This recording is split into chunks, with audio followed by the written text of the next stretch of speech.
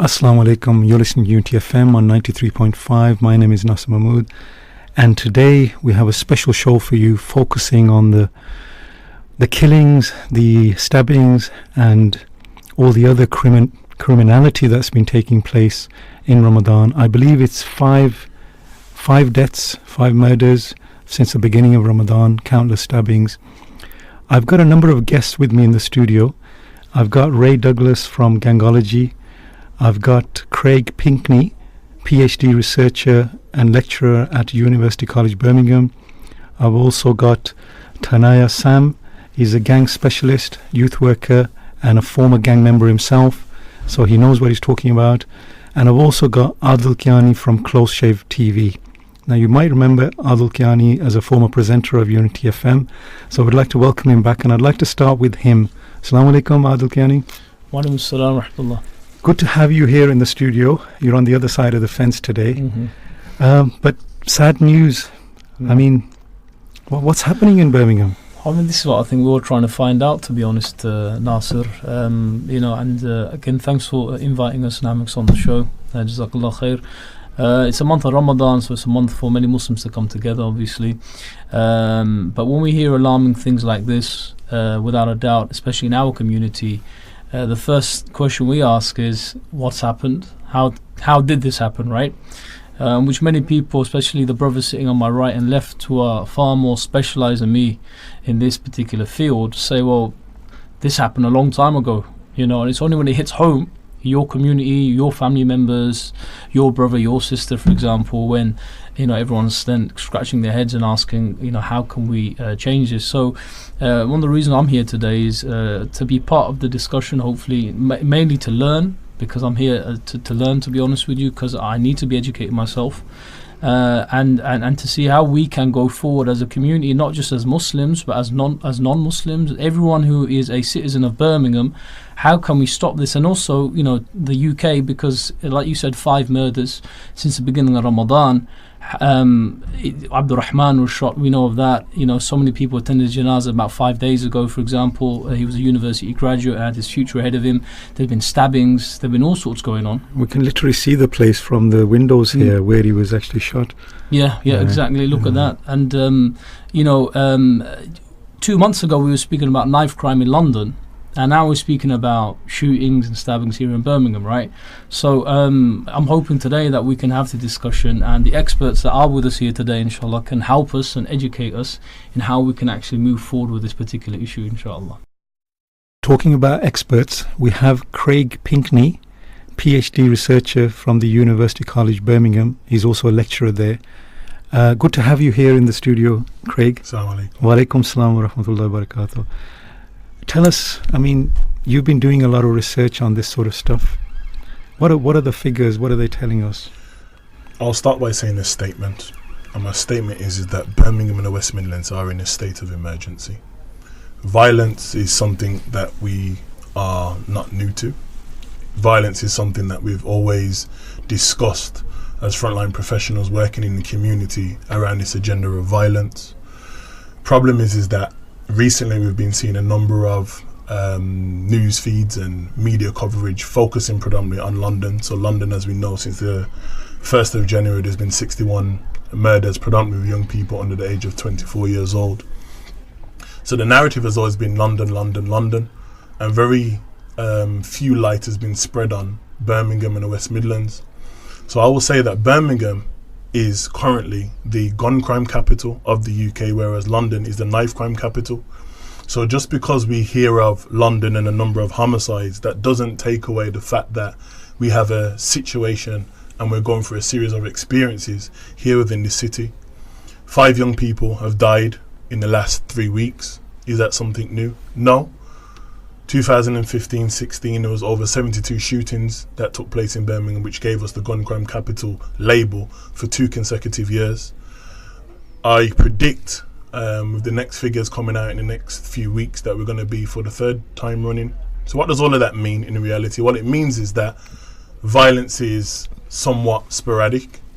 It also suggests that violence is coming from areas potentially historically that wasn't areas of violence. So historically we've always heard of violence coming from the northwest part of the city. Now we're hearing of violence in the east part of the city, the south side of the city, and the west part of the city. And I think the reason why we're now having this discussion is because communities, which many of us have been calling out to for a number of years, saying, we need you to be a part of this agenda. And when I say we, I mean as a collective. Now we're saying we need you a part of this agenda, and people have turned a blind eye. Now it's happening on the door of predominantly Muslims' doorstep. Now we're having this discussion.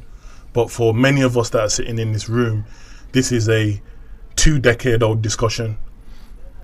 And now is the time that we need to respond. I just want to move on to our next guest, Ray Douglas. He's from an organization called Gangology. And Ray, welcome. Assalamu alaikum. Welcome to the studio. You've been in the studio before talking about similar issues, but it's a lot more serious. What's happened? In short, you're seeing the manifestation of decades of denial. Not only denial, neglect around the needs for young people, and also people kind of turning a blind eye to some of the real issues that are facing communities outside of, you know, what we call the Handsworth and Newtown, the Burger Bar and Johnson side communities. What we're starting to see now, as Craig mentioned, was the rise in violence amongst traditionally non-violent areas, the white working class areas, the Kings Nortons of the world, the small heaths, Alum Rock, Sparkbrook, where there's always been criminality, but now we're talking about murder and homicide. And I think the biggest problem is that a lot of the community don't know how to react. And what they're saying, and we see the feeds and we see the messages, oh my goodness, this is what's happened to the black community, what should we do? But once again, to echo what Craig said, a lot of the communities that now have woken up to this weren't part of the solution when it was affecting the Newtown and the Handsworths. Now it's over this side of the city, everyone's in a panic and a frenzy, but what's the reality is not fit for purpose to respond to it. So they want to respond to it with diversionary youth work. We need five-a-side football. We need, you know, it's far beyond that. What we need is a coordinated response where all communities and people within the community, politicians, faith leaders, private businesses, because what's interesting when we look at the demographic, you're talking about economically strong communities now mirroring what's happening with mostly deprived communities, because the communities where these guns are getting let off and these knives are going in are communities where people are homeowners, are communities where you've got multi-million-pound businesses. It's not a place of housing estates. So the dynamic is different. So why now is because, well, we just need to look at the prison system. The disproportionate amount of Muslims in the prison system is widely known. Some say 15%, 17%, 18%. So I'd say, well, if it's disproportionate within prison, that means it's disproportionate on the road, because it's a feeding system, right? So why now? People are concerned because it was Ramadan. And yeah, right, you know, historically people would have slowed down their criminality. You know, generally it's a month of reflection, but we've reached a tipping point, Nasser. We've reached a tipping point where even the sacred months now hasn't affected people from discharging guns in public spaces. Can I just ask you, do you think that the response, obviously you've talked about the political response or the lack of, obviously we know the police, you know, their funding's been cut left, right and centre. Has the Muslim community, you know, have they responded positively to this? Have they understood it really for? No, in short, no, because it's complex. You know, for example, people will say, "Oh, you know, we need to check in with the imam so they can give a khutbah about it." The imams have given a khutbah about it. The thing is that uncle in the front row, you might be talking about his son. You know, that donor, you might be talking about his nephew. And when we talk, what we have to bear in mind, and as people allude to this, the problem of violence within the black community in this city We worked it out yesterday. We were talking. It's 30 years old. 30 years. So as a community, Muslim community, if we don't mobilize quickly, you could be talking about decades of violence. I'd just like to move to my next guest now. His name is Tanayah Sam. He's a gang specialist and he's a youth worker. But before that, he was actually a gang member and he's lived it. I want to welcome him to the studio. Assalamu alaikum, Tanayah. Wa alaikum salam wa rahmatullahi wa barakatuh. Good to have you here Thanks in the for having studio. me. I mean, you growing up, you were offered a place at which university? Masters at University of Cambridge. Wow, subhanallah. About 4 years ago. But from that, how did you manage to get to being a gang member? Well, that came after, to be fair, because my teens, I was involved in the gang and the criminal behaviour through my teens, and in my early 20s, I came to Islam, embraced Islam, and alhamdulillah, had to pay back for some of my deeds. So I ended up going to prison and spending a number of years in prison, and then coming out, I was fortunate to be upon this path, and through being upon this journey with the work that I've been doing, I got that offer at the University of Cambridge. Okay, now, as I said earlier, you're a gang specialist, you're a youth worker. Give us some insight into what's happening, because it seems like all hell's broken loose since Ramadan started. The shaitans are supposed to be chained, but they seem to be on the streets killing each other. Yeah, I mean, as my colleagues have alluded to, it really isn't. I know it's Ramadan, and for some now they're starting to hear about it, but violence within the city is not new. And obviously I've got greater insight to that from my own past. But I think what's significant is where the areas where violence is taking place and the new forms of violence, as I'm going to refer to Craig Pinkney's report he's done on social media and youth violence, where we see that the behaviours now of young people in terms of violence has changed, and also the mediums in which the violence is being performed. So in the times when I was involved in a gang, we had no social media, and so in terms of when you was disrespecting an individual, it's those within the circle would know that person's being disrespected. As today, you will disrespect somebody and post it online, and the world can actually view it, and on top of that, people will tap and give you likes, and you will get views, and so this is a phenomenon that the young people have brought into, unfortunately, and through this medium of social media, it has broadcasted to young people that there's a lot more people carrying knives, which means more young people then want to carry knives because they feel that wrongfully that knives will protect them, and so it morphs, and it has evolved, and there's a number of factors. Why would a individual get into violence? Well, we're going to look back into the roots of what's going on at home, and alhamdulillah, we are Muslim, and we have had the best of guidance. Muhammad sallallahu alaihi wasallam teach us the right way, but let's have it right, and let's be open and honest that the practice of Islam and calling ourselves a Muslim has been widely separated in today's society. And when we look at now that the Muslim community is being affected, although they're Muslim, are they practicing the faith of Islam? As Islam was that which guided me away from my criminal behavior, and a number of individuals that I know who were upon that criminal behavior took Islam as the guidance.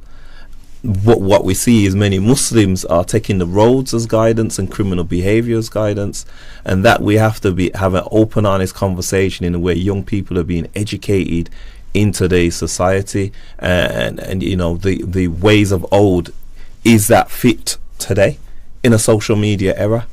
So there's a number of factors why it's evolved to where it's at today. A lot of these people, you'll probably find, if you go into their roots, they probably did attend a madrasa at some point. Indeed. They did learn by rote some Quran, but they probably weren't taught how to read the Arabic or to understand the Arabic and to firm up their identity as a Muslim. Yeah. And as you said, those old cultural, tribal, ethnic nationalist ties that were there from 20, 30, 40 years ago, they're slowly being erased. You brought up an important question, that are we as a community, are we educating our young people in really understanding Islam? I'd just like to move back to Craig Pinkney. He's the PhD researcher and lecturer from University College, Birmingham. I've got Unity FM on the brain. You offered him a new job then, Nasser.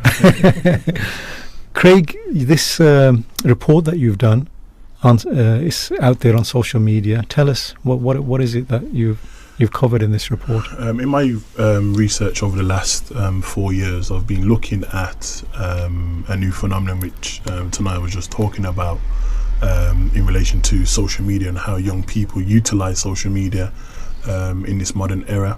And I think that is significant in the fact that young people indeed are utilizing more social media platforms as well as smartphones in this technological era. So their expressions, thoughts, views and opinions are also being expressed on these media platforms. Problem is, however, is that when a lot of these behaviors or thoughts or opinions are being expressed, there's generally 3 categories of people that view this type of content. So you've got the first category, which is generally impressionable young people that like exciting types of things. Then you've got the second category, that if you're a rival or an enemy to the individual that is projecting that content, you're going to have an issue with that person. And the third category of people are the authorities, the police, the people that look on this content and will use it against you in the court of law. So let's go back to the first 2 categories. And that first category, like Tanayah just said, you've got impressionable young people that hear about violence, see attacks, see robberies, see people getting beat up, or even more recently, watching people die on camera. And what that does is it desensitizes those young people to behave in such ways and pick up weapons and pick up certain types of behaviors, because they believe that in the communities in which they live, that's how they're supposed to deal with that problem. And then likewise with those rivals, if those rivals feel that violence essentially is being triggered or something has been taunting from one place to another, they feel that they have to respond to that. Why? Because oftentimes there's an audience, and that audience are, like what Tanayah just said, are the individuals that are the individuals that encourage, are the individuals that incite violence. And that's why we often hear about tit for tat shootings or stabbings in communities. And with some of the recent cases that we've been hearing about in the West Midlands, a video will be uploaded on a social media platform, somebody feels disrespected, and within 24 hours we're hearing of a response, and that response is oftentimes fatal. So the significance of social media kind of enables us to have a new discussion about, 1, where is the violence coming from? 2, what does the violence look like? 3, how is the violence situating in certain types of communities? And number 4, what are the variables that enable us to look at what is causing the violence to spread so fast? So again, violence is nothing new, but the new indicator and the factor is social media. And I think one of the current debates that's taking place at the Home Office is they're discussing music and music videos and how they've been uploaded to kind of incite violence. So yesterday there was a major announcement that 30 videos were taken off YouTube because they're treating music videos and videos that have violent content no different to they treat videos with content of extremism and radicalization. So that shows now that the narratives of young people are somewhat the same but very different in terms of the context of social media, and everybody's viewing this. And what generally happens as a society, from political to statutory as well as the community, is that we're very reactive. So the reactive response is generally punitive. We need to lock it off. We need to stop these young people uploading these videos, and that's it, without looking at, well, what are the factors of the violence? Well, what causes young people to be violent in the community? If young people are becoming more desensitized to violence in the community and feeling that they need to carry knives, then maybe we need to address things like mental health. Maybe we need to address things like fear. And maybe if we address those types of issues, then maybe we'll have better discussions about the outcomes, as opposed to having the same discussion, why? because literature over the last 70 years has told us why young people engage in violence. It's told us why young people join gangs. But what we're not doing is having those new discussions about what is the impact of social media on young people, and are young people in these communities generally safe? Do young people in these communities have access to resources that's going to enable them to make those positive choices and make those positive changes? Are those same communities that are talking about the violence, what are they doing? What are the religious institutions doing? Are we just talking about it, or are we actively doing something in the community? And for me, these are the discussions that need to take place, with the fact and the reality that social media is shaping the behaviours, the thoughts and the thinking of our young people in today's society. And just to add to that, if we look at if the viewers think of trends that come on social media, so let's look at young people using a school tie to sweep a child's legs. That's a trend. So what that does is it's a trend within young people, and then other young people copy that behavior. Or another trend of a young person running up to somebody and slapping them on the back of their neck, and someone filming it and everyone laughing. This is a trend. So this is violent behavior, but it's a trend on social media, just like we have Kim Kardashian's trending, or Nike's particular trainers are trending. It's also the violent behavior is trending amongst young people, and we have to be conscious of that. Tanayah, I just want to ask you, there seems to be a sudden influx of lots of guns on the streets of Birmingham in the hands of very young people. Where are they coming from? I mean, the guns have always been present, and I believe there's going to be a program in the winter that's going to come out actually on the BBC that's going to talk about a particular gun and how that gun travels through so many hands. What happens is a number of these guns, they travel through a number of people's hands. But let's also look at the fact that we have gun quarters in Birmingham. Always have. In Birmingham? Yes, okay. Always have got gun quarters. So guns are actually made within our cities, and some of those guns do leak onto the streets. Legally made? Legally made, yes. And they leak onto the streets.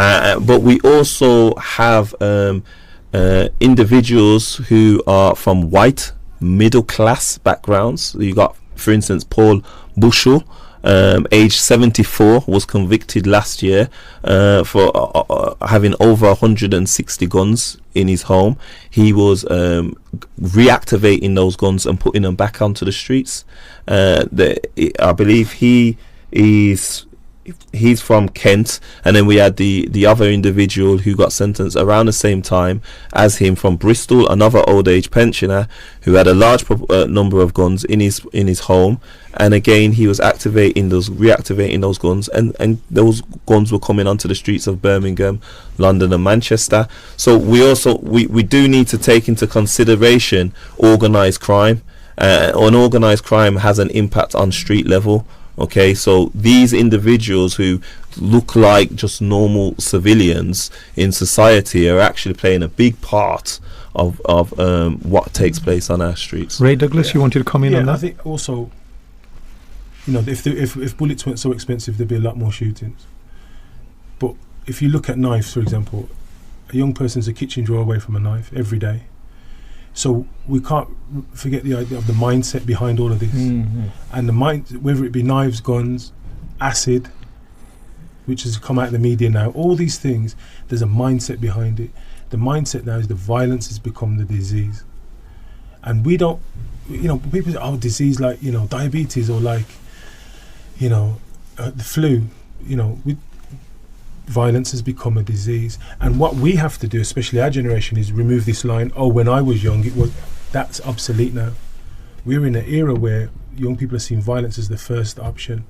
But also, what's interesting as well, where tonight I was talking about Birmingham being historically, you're going to go really back. Birmingham used to supply guns to the slave trade, So, some of the people that I've seen statues in the city centre were actively involved in the industry. BSA was BSA, but literally all behind the us. industrialists. Yeah. You see their names in big lights. They were all transporting guns to West Africa, but that's another show on another day. But what I'd say is, though, but as a city that's industrial city, So the Londons, the Manchesters of this world, Birminghams, Sheffield, all of these cities have their industry removed. Sheffield, the steel industry, Birmingham, the factories, Manchester, the mills. So all the people and the communities that used to rely on those for social mobility, that's been removed now. So you have a tier of unskilled labour workforce, that young people who are not getting into college or university, not getting apprenticeships, but choosing the road as an option because where's the employment opportunities? So if there's no employment opportunities, then the concept of shotting becomes appealing. Today we've been talking to Ray Douglas from Gangology, Craig Pinkney from University College Birmingham, where he's a lecturer and researcher, Tanayah Sam, who's a gang specialist, youth worker and a former gang member himself, Adil Keyani, Close Shave TV. We're coming up towards an ad break, and we will be back straight after this ad break to carry on this conversation of why Birmingham and the wider area is being engulfed in this gang warfare, shootings, stabbings, killings. So we're coming back to you straight after this ad break.